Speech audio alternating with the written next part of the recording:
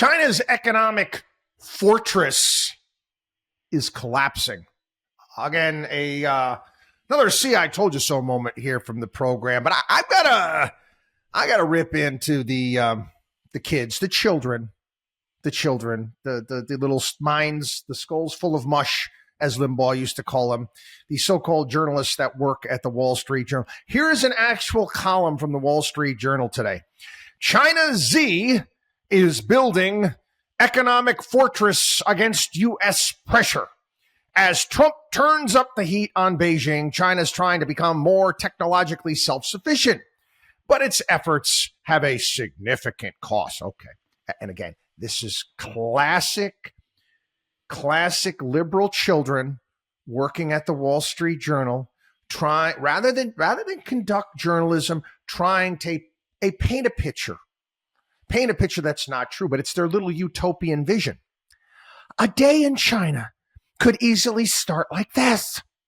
Roll out of bed and swipe through WeChat messages on your Huawei smartphone.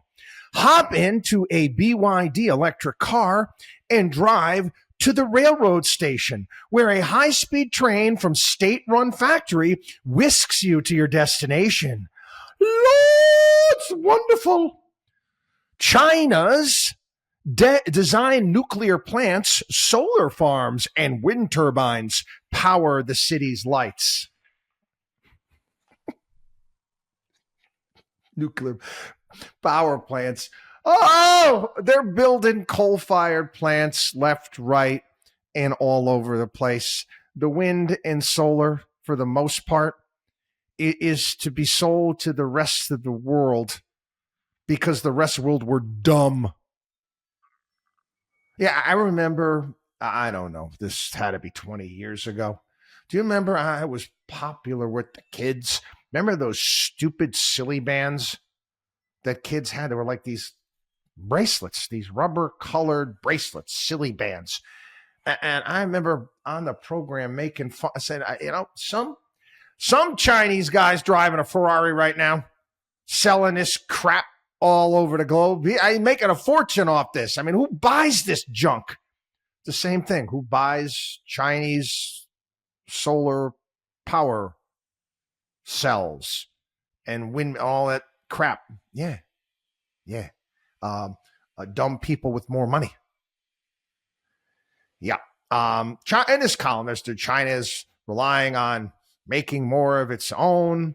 He says they're relying on Chinese-made solar panels, rather than import energy.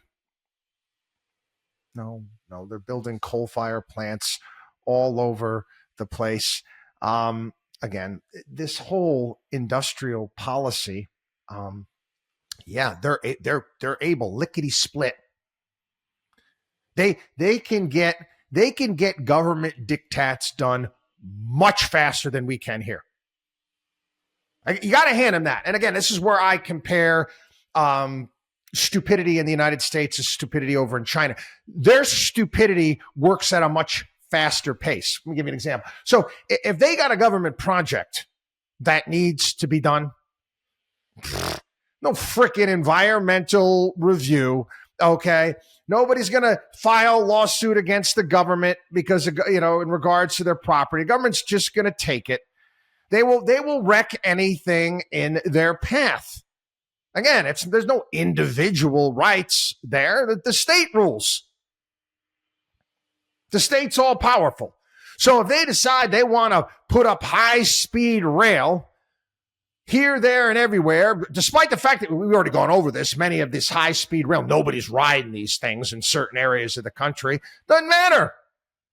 You plow over Mr. So-and-so's farm that's been in his family for generations, and he didn't have a claim against it. Yeah, again, because we have individual rights. It makes it a little bit more difficult here in the United States. So again, they can get their government programs going at a much, much faster pace. But they're expensive. And what happens if they don't work? Again, Chinese government, we've got to build. We've got to build. We got to build all these buildings. that no one's occupying. Luxury, all this stuff.